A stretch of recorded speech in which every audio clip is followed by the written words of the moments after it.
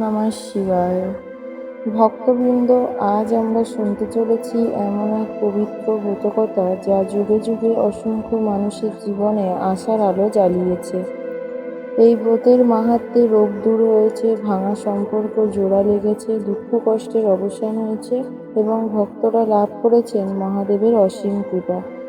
চলুন ভক্তি ভরে শুনি ১৬ সোমবারের ব্রতকথা। অনেক অনেক কাল আগে কৈলাস পর্বত থেকে একদিন ভগবান মহাদেব ও দেবী পার্বতী পৃথিবী ভ্রমণে বেরিয়েছিলেন। নানা তীর্থ, বন, জঙ্গল ও জনপদ অতিক্রম করতে করতে তারা পৌঁছালেন অমরাবতী নামে এক সমৃদ্ধ নগরে। সেই নগরের রাজা ছিলেন মহাদেবের পরম ভক্ত।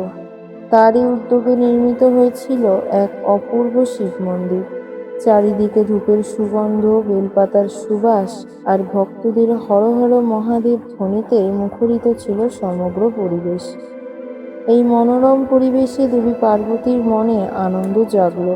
তিনি স্নেহ ভরে মহাদেবকে বললেন, স্বামী, আজ চলুন না একটু পাশা খেলা খেলি। মহাদেব মৃদু হেসে সম্মতি জানালেন। ঠিক সেই সময় মন্দিরের প্রধান ব্রাহ্মণ পুরোহিত সেখানে উপস্থিত হলেন।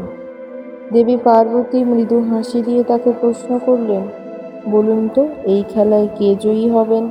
পুরোহিত বিন্দুমাত্র চিন্তা না করেই উত্তর দিলেন, মহাদেবী বিজয়ী হবেন। কিন্তু ভাগ্যের লিখন ছিল অন্যরকম। খেলা শেষ হলে দেখা গেল জয়ী হয়েছেন দেবী পার্বতী।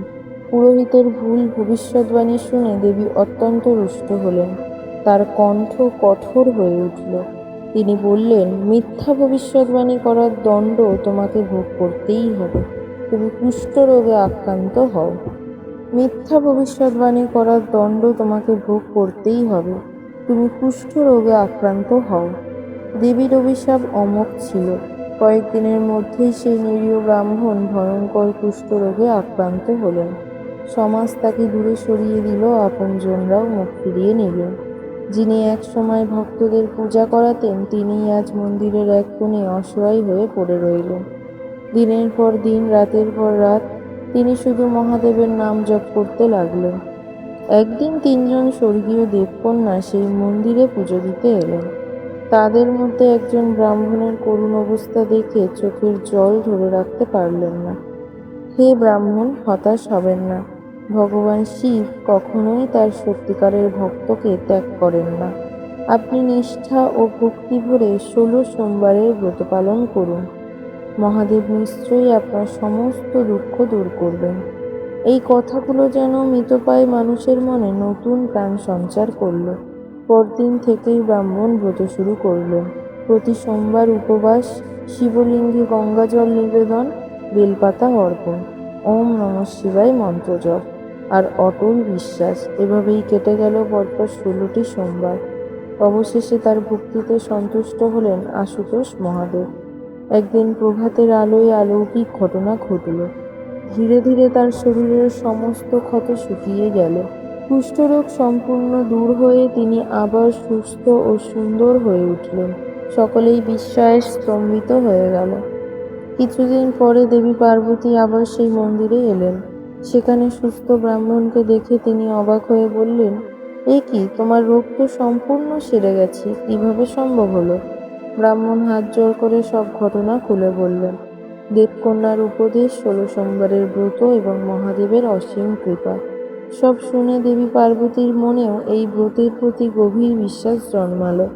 সেই সময় দেবী পার্বতীর পুত্র বীর সেনাপতি কার্তিকেয় কোনো কারণে মায়ের উপর অভিমান করেছিলেন।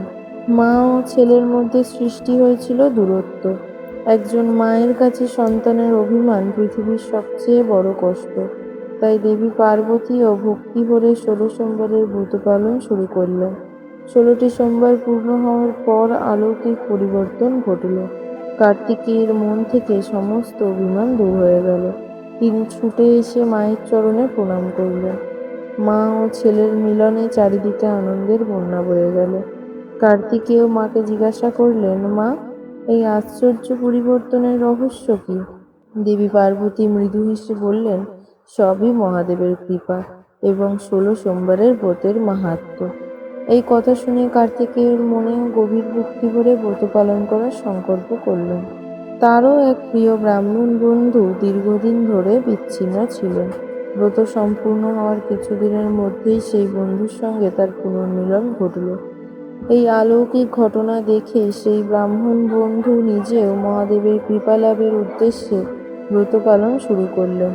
তার মনে কোনো লোভ ছিল না, না রাজ্য, না ধন, না খ্যাতি। শুধু মহাদেবের আশীর্বাদই ছিল তার একমাত্র কামনা। একদিন তিনি পথ দিয়ে যাচ্ছিলেন, সেদিন এক রাজ্যের রাজকন্যার স্বয়ম্বর সভা বসেছিল। দেশ বিদেশের অসংখ্য রাজপুত্র সেখানে উপস্থিত ছিলেন। ব্রাহ্মণ দূরে দাঁড়িয়ে শুধু অনুষ্ঠান দেখছিলেন। স্বয়ম্বরের নিয়ম ছিল, একটি সুসজ্জিত হাতি যার গলায় মালা থাকবে, সে যার গলায় মালা পরিয়ে দেবে তিনিই হবেন রাজকন্যার স্বামী। সবাই নিঃশ্বাস বন্ধ করে অপেক্ষা করছিল। কিন্তু হঠাৎ সেই বিশাল হাতিটি রাজপুত্রদের পাশ কাটিয়ে সোজা গিয়ে দাঁড়ালো ব্রাহ্মণের সামনে। আর এক মুহূর্ত দেরি না করে তার গলায় মালা পরিয়ে দিল। চারিদিকে বিস্ময়ের ধ্বনি উঠল। রাজকন্যার সঙ্গে ব্রাহ্মণের বিবাহ সম্পূর্ণ হলো।